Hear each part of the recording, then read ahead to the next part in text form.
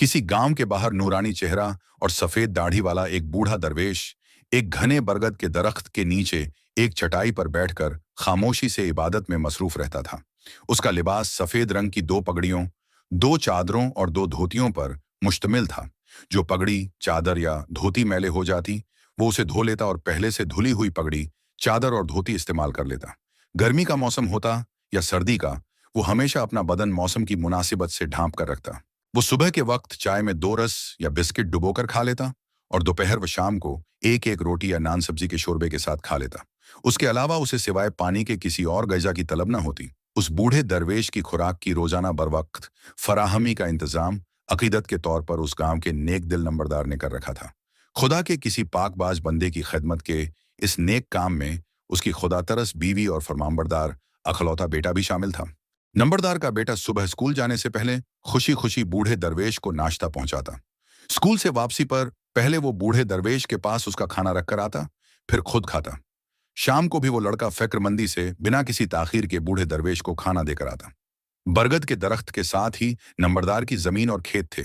उसने वहीं बूढ़े दरवेश की सहूलियत के लिए हैंड पंप लगवाया और उसके इर्द गिर्द पुख्ता दीवारें बनवाकर अंदरूनी हिस्सा पलस्तर करवा दिया। इसके अलावा उसने एक छोटा सा स्टोर जैसा कमरा बनवाकर उस बुजुर्ग के लिए रोजाना इस्तेमाल की कुछ चीजें भी उसमें रखवा दी। नंबरदार ने गांव के हजाम से कह रखा था कि वो महीने में 3 या 4 बार उस बुजुर्ग की खिदमत में उसकी जरूरत के मुताबिक हाजिरी दे लिया करे। उस हजाम को इस खिदमत का माकूल मुआवजा मिलता। नंबरदार ने बूढ़े दरवेश से कई बार मिन्नत समाजत की कि वो उसकी दिन रात खिदमत के लिए एक मुलाजिम के साथ रिहायशी सहूलियतें देना चाहता है, मगर बूढ़े दरवेश ने शुक्रिया और दुआओं के साथ ऐसा करने से मना कर दिया। गांव के कई दूसरे लोग भी उस बूढ़े दरवेश की इबादत में खलल डाले बिना अपनी अकीदत के इजहार के तौर पर उसकी खिदमत की गर्ज से उसके पास आते रहते। उस गांव के आसपास के देहात में जब भी लोग फसलें पकने पर अनाज बेचकर उसकी कीमत वसूल कर लेते, डाकुओं का एक गिरोह 1 या 2 साल बाद उनके घरों में आकर उन्हें लूट लेता। मगर जिस गांव में बूढ़ा दरवेश रहता था, वो हमेशा डाकुओं की लूटमार से महफूज रहता। होता यूं था कि जब भी डाकू उस गांव पर हमला करते, अंधे हो जाते और वहां से वापस भाग जाते। जब कई बार ऐसा हुआ तो उनके सरदार ने भेष बदलकर डाका डालने के इरादे से नहीं, बल्कि ये जानने के लिए कि ऐसा क्यों होता है, रात के पिछले पहर उस गांव का एक चक्कर लगाया।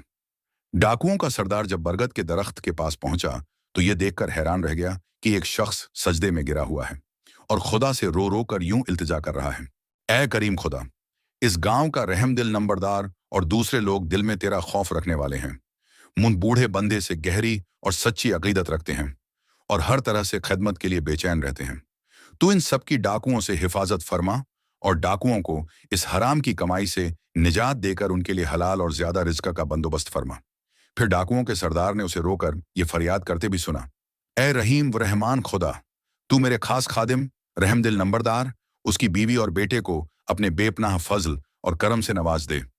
बूढ़े दरवेश की आह व झारी में डूबी दुआएं, जो दरअसल उसकी हर रात की इबादत का जरूरी हिस्सा थीं, सुनकर डाकुओं का सरदार अपनी हराम की कमाई के गुनाह के खौफ से लरज गया और उसने उसी वक्त सजदे में गिरकर डाके मारने से सच्चे दिल से तौबा कर ली। फिर उसने अपने डेरे पर जाकर अपने साथी डाकुओं को भी उस हराम की कमाई के काम से सच्चे दिल की तौबा के लिए राजी कर लिया। खुदा ने उनकी सबकी सच्ची तौबा कबूल कर ली और उनके लिए हलाल रोजी के ऐसे जराए पैदा कर दिए कि कुछ ही अरसे में उनके पास माल व दौलत की कोई कमी न रही। बूढ़े दरवेश की सुबह शाम खिदमत करने वाला नंबरदार का फरमानबरदार बेटा खूब पढ़ लिख कर बहुत ऊंचे सरकारी ओहदे पर फायज हो गया और उसने अपने बूढ़े माँ बाप के ऐश ओ आराम का हमेशा बेइंतहा ख्याल रखा।